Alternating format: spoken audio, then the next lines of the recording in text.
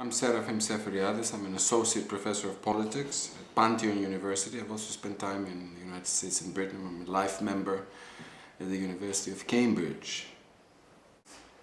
No, it's a very critical moment, perhaps a historic moment, not just for Greece, but for Europe as a whole. Because even though the main media have been trying to identify the European institutions in their present form, the way they are now as we speak, with Europe.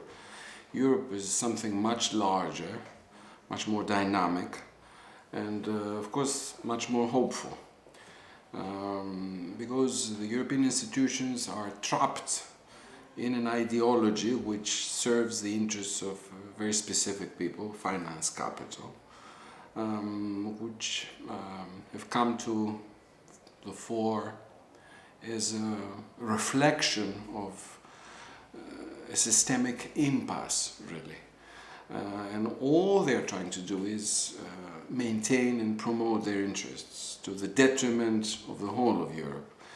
What we had in Greece, which is a weak link, is a huge experiment for an alternative, for a different project, not just for Greece but also for Europe, against the austerity imposed by neoliberalism and the impasses of neoliberalism, because what has been tried in Greece is also happening in different ways in other countries.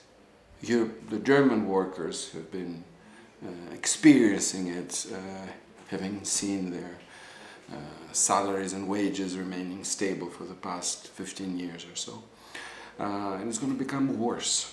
So what we're experiencing in Greece is the effort to come up with an alternative. And this is a huge historic moment in that sense. The Greek government has tried to both introduce elements of an alternative, but within the existing framework. And this strategy has apparently come to an end. Perhaps the Greek government is not saying that in so many words, but it's clear that the European institutions are not willing or prepared to offer any concessions or change this mode of thinking. Precisely because, not because it's rational or because it makes sense, but because giving in to the possibilities of an alternative would open the floodgates practically for the whole of Europe. So they have to, so the strategy is practically to smash that experiment in order to use it as an example for other people, the Spaniards, the Italians, and eventually also the German and the French. So right now, the referendum reflects precisely this turning point. The Greek government is trying to say no and needs a strong verdict against these policies as a way to further explore an alternative. And the other side is trying to blackmail the government. This is what we see in the banks. I mean, there has been a liquidity squeeze. The banks are left with no money. In order to paradigmatize, use it as an example of blackmailing and crushing an endeavor, an alternative, in order to show it to everybody. So essentially, this is the nature of the situation we're going through. The yes and the no reflect these two camps. No reflects the effort to explore an alternative. Yes reflects submission to a status quo which has been proven untenable and repressive. And in that sense, it is a historic moment. Let me tell you what would happen if we have a yes vote, which is, as we speak, I think the least likely perspective.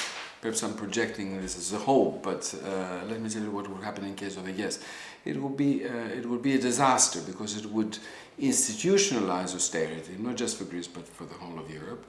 It would probably cause demobilization and demoralization for all these people who have fought all these years, and they fought very hard against austerity. They were faced with tons of tear gas and riot police. And this is going to have a very negative impact, not just to the morale of people on the left or on the progressive end of the spectrum, but it's going to be also disastrous for the Greek economy. Greece is going to be finished practically. It's going to lose all its industry or all its potential, and it's going to be sentenced to a protracted recession.